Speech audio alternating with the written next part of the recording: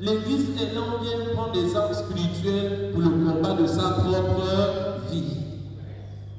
Voilà. Le pasteur n'est pas quelqu'un qu'on vient ici célébrer. Le pasteur est un enseignant pour donner la parole de Dieu au peuple de Dieu pour que le peuple de Dieu soit plus fort.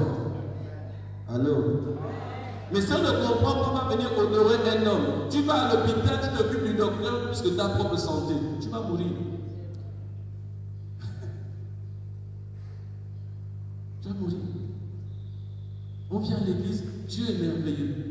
C'est vrai. Même si on ne dit pas ça, il y a des anges qui disent que Dieu est merveilleux.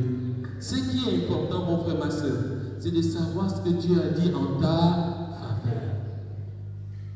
Il y a les marchands, il y a les gens sur cette terre-là, leur travail, c'est de vendre les âmes. Et parfois, dans ce que nos aïeux ont fait, dans leur ignorance, ils nous ont vendus pour être le plus grand pécheur, pour être le plus grand chasseur. Des fois, c'est pour aller protéger la famille. Mais il va vendre toute sa famille au charlatan sans se rendre compte. C'est parce que quelqu'un comprend ici.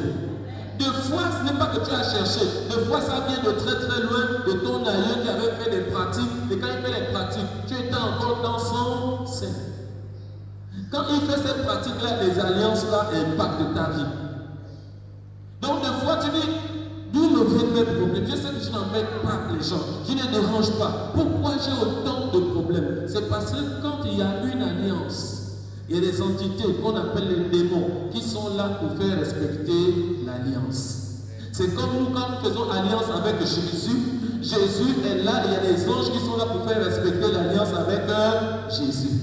C'est pour ça que Jésus nous demande de renoncer aux choses mortes, de ne pas aller chez les charlatans pour qu'il n'y ait pas deux alliances dans notre vie. Allô, allô. Est-ce que ça va? Ils existent. Ils sont là dans mon quartier. Si tu pries bien, tu vas remarquer que dans ton quartier, il y a un chef spirituel. Dans chaque quartier. De la même manière que vous voyez les commissaires de police, les préfets, les gouverneurs, dans le monde spirituel, chaque quartier a son autorité spirituelle. Si tu viens dormir dans ce quartier-là, alors ils peuvent te choisir dans le quartier pour que tu sois le prochain sacrifice. Est-ce que quelqu'un comprend? Nous sommes intouchables en tant qu'enfants de Dieu, mais il faut que tu réagisses comme un enfant de Dieu. La parole de Dieu révèle ceci. Aussi longtemps que l'héritier est enfant, il ne diffère en rien d'un esclave. Donc tu es enfant de Dieu, mais tu es encore enfant spirituellement. Tu ne diffères en rien, on peut te prendre. Est-ce qu'on peut avancer?